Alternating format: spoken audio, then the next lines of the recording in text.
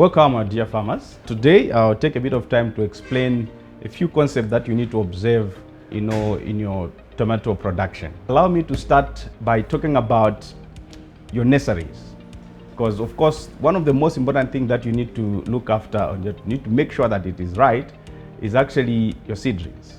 So you need to have healthy seedlings, and need to have seedlings which are free from diseases and seedlings which are free from insects. So you've got a number of options. There are a number of companies that actually produce seedlings. If you don't want to go that way, you can actually raise your own seedlings. If you come to any of our outlets as ATS Agrochemicals, you'll find some tomato seed there. You can buy, and then you can prepare your own seedlings. So obviously you have to prepare the soil, a seed bed, nice seed bed, and for seedlings you need to make sure that you pick an area which has got a very well drained soils, because seedlings can be very susceptible to dumping off, which usually comes due to waterlogging. So once you prepare your seed bed, you can plant your seeds, and it will take about 4 to 5 weeks. They should be ready for transplanting. During that first 4 or 5 weeks, when your seedlings are actually still in the seed beds, there are a number of products that we recommend that you use. The first one is a product called Equator. We call it Equator. It's basically mancozeb. So we use this product to prevent a lot of fungal diseases from actually attacking your seed beds. Another product you can use is copper. You can spray in your seed beds. Actually, that will also help to control a number of fungi diseases there. We have a product called Zanbac D. Now, Zanbac D is actually both a bactericide as well as a fungicide. You can spray it in your seed beds, and it will definitely help you, those seedlings to grow healthy. On the foliar side of things, we've got a product called Maxi Boost. So this product contains micronutrients as well as growth hormones. So the two growth hormones are auxins and cytokinins, and as you know, these are growth hormones which are, one of them is actually responsible for root development, then the other one is actually responsible for the foliar, for the growth of the leaves, the foliage, so to say. So if you spray this product maybe 5 days before transplanting, it will help those seedlings to establish. When you transplant them and take them to the main field, the establishment is quick. And the reason is, remember I said it has growth hormones which actually stimulate root development. So if you spray it 5 days before transplanting, and then you transplant those seedlings, it means that as soon as you transplant them, this product will start working, and immediately those seedlings will start developing roots, and then they will establish quickly. So that's one place where you can actually use this product called Max Boost. So after you are done with your seedlings, now let's move to the main field. And again, there you need to pick a soil which is well drained, because remember, you're actually transplanting seedlings which are still very susceptible to dumping off. So you need to make sure that the soils are well drained. During the rainy season, we encourage our farmers to actually make ridges, because if you actually make a ridge like that, that helps to actually drain that area with the root zone for your crop. And as a result, by so doing, it actually helps to reduce the incidences of dumping off. The first thing that you want to treat after, or actually before you transplant, is actually nematodes. So nematodes is actually one of the major issues that you face in your tomato production. So we have a number of products that you can use, and the first product that we recommend is a product called Foxamil. I've got the liquid formulation here, but what we recommend is that as you are transplanting, the one which is in granular form is the one that you actually put into the planting hole before you place your seedlings. So you put it there, and then after you do that, you can do 2 applications of the liquid formulation, maybe 4 to 6 weeks apart. That is if there is very high infestation of nematodes in the place where you're actually growing your tomatoes. So that is on the nematodes. And before I move away from the nematodes, we've got another product. This is a biological product. It's called CAT. So this product, you can actually use it to control your nematodes. You can put it in the planting furrow or the planting hole, or you can actually spray it as a foliar spray. So you can actually mix the two. So you can do your Foxamil at planting, and then you can come in with the CAT later on. But the beauty with this product is that it does not only control your nematodes, but it also controls a number of foliar diseases. So for example, your early blight, you can actually control your early blight, your botrytis. We'll be talking about those 2 diseases shortly. This product, you can actually use it to do that. So if you are going to spray it as a foliar spray, you're actually not only just controlling your nematodes, but actually also controlling some other diseases. So once you transplant, these seedlings are actually in the field. Our recommendation is that you need to give it at least 7 days for it to establish. Once it's fully established, you can start by spraying, these two products, which are contact and more preventive in the way they act. So we've got the copper and the mancozeb. So you can actually mix the two chemicals and then go in and spray. So you can start, if it's the rainy season, usually we recommend maybe you spray every 5 days, but off season, when it's not raining, you can actually spray maybe every 7 days. So these two products, the way they work is that they just prevent diseases. Your copper is curative sometimes, but mainly we spray this just to prevent diseases from coming in. It is always advisable that whenever you're spraying these two products, you add a sticker, because they are contact. So when you spray them, they stay on the surface of the leaves, which means that your irrigation, or once it rains, these products can be washed off, as a result leaving that those leaves exposed to bacteria, or to both fungi and bacterial invasion. So it is always recommended that you put a sticker, and that sticker will actually help to hold these chemicals on the leaves for much longer. So you can do this for the first few weeks. These are contact, so you can now move to what we call translaminar. So the translaminar are called translaminar or local systemic. So when you spray them, they go into the plant, but they don't move. So for example, if you spray on one leaf, it will not move from one leaf to the next leaf, because they are translaminar. So what happens is that they just sink into the leaf and then they work from there. So we've got products like Chloroflor or Chlorothalonil is one of such products that you can use. We usually recommend that you introduce this product at some point, and it will help you to control disease. So in case you sprayed your copper and your mancozeb and then it rained and then the disease came in and it's establishing, you spray something that is translaminar, you are able to control that disease before it fully establishes itself. So we've got two products. We've got the Chloroflor, and another one is called Barrier. So Barrier has got one active which is local systemic, and the other active which is actually systemic. So for your Barrier, I'll take a bit of time to talk about this product, because it's a unique product and it has proved itself, to those who actually have used it, that it's a product that works very, very well. So it has two active ingredients, and it controls your early blight and it prevents your late blight. So we recommend that you alternate. So if this week you spray Barrier, the following week you can spray your Chloroflor, and then you can carry on like that.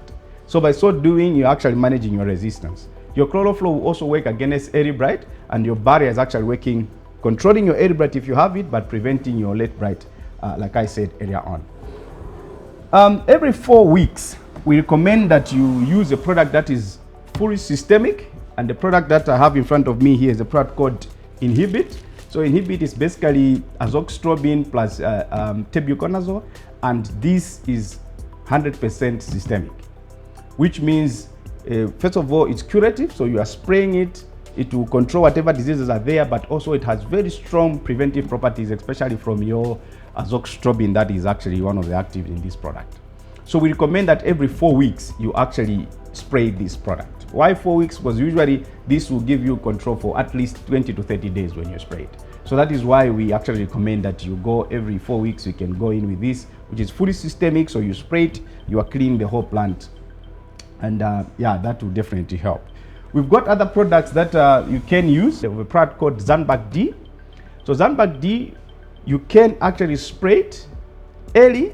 Like I said when I was talking about the seedlings, this is a product that you can use to control your wilts. I know tomatoes get affected by a lot of wilts. So you've got some of the wilts actually bacterial, some of them are fungal. But Zanbac D, being both bactericide and then fungicide, it's a product that you run to whenever you have a wilt problem. So it could be Fusarium wilt or any of those wilt that you experience in your tomatoes. You can actually drench this product if you think the problem is in the soil. So you can get Zanbac D and drench it. By drenching, we mean you mix with your water and then you actually pour at the base of the plant.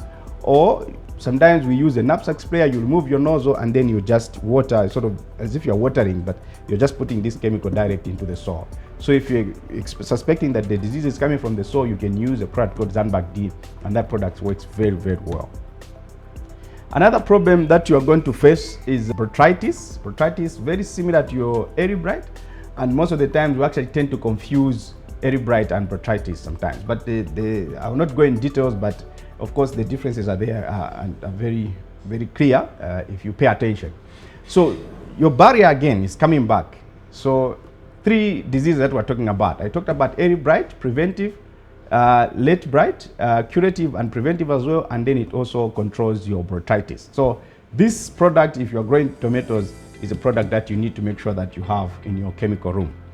Other than that, allow me to talk about the insects. Of course, the major one is the tuta absoluta, and we are well equipped at ATS Agrochemicals, so we've got quite a number of products that we can actually use to control tuta. We have a product called imamectin benzoate. Now, imamectin benzoate, this combination is very common on the market. It's basically your rifeneuron and imamectin benzoate.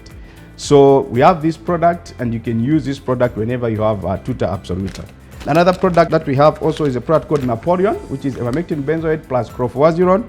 This is a unique combination, so you may not find the chlorphoazuron on the market, but we have it in this product, and by using this, you're actually trying to manage the resistance of those pests. So we've got this, and this will control your tuta absoluta. We've got the 2 big guns.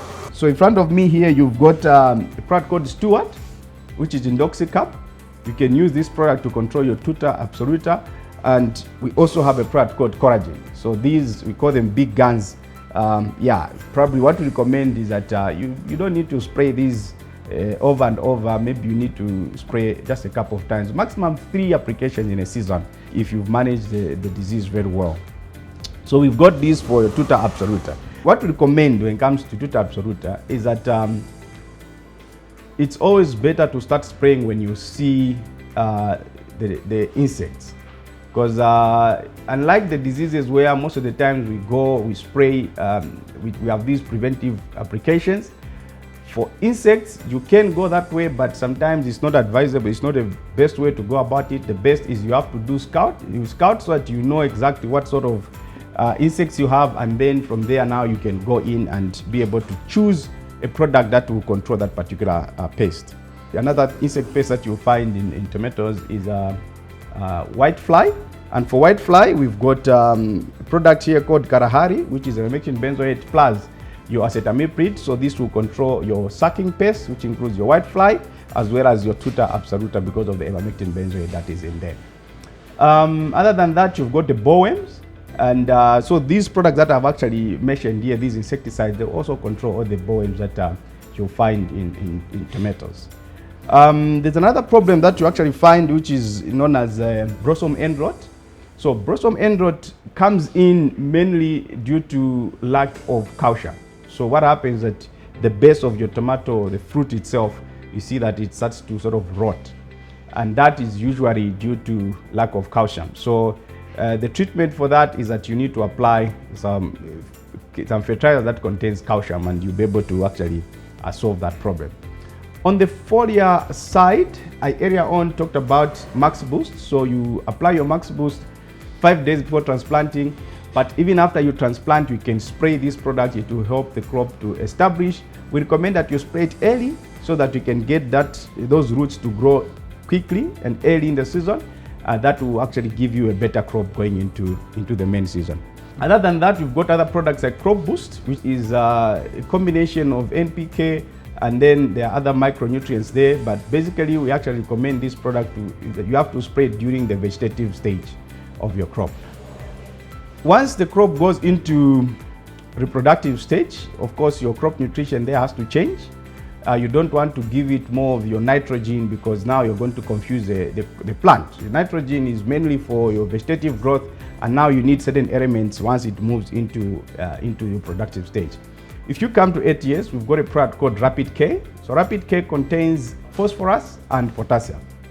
And what happens with a crop, and allow me to explain this, is that once your crop goes into the reproductive stage, it needs a lot of energy to actually feed or to help the plant, go through that reproductive stage. Most of the times you will notice that it's around that stage that a lot of disease tend to come in. And our reaction is that we run to, spraying a lot of fungicides, which is okay. But one of the things that we can do is actually to try and give this plant energy so that it's able to fight those diseases on its own.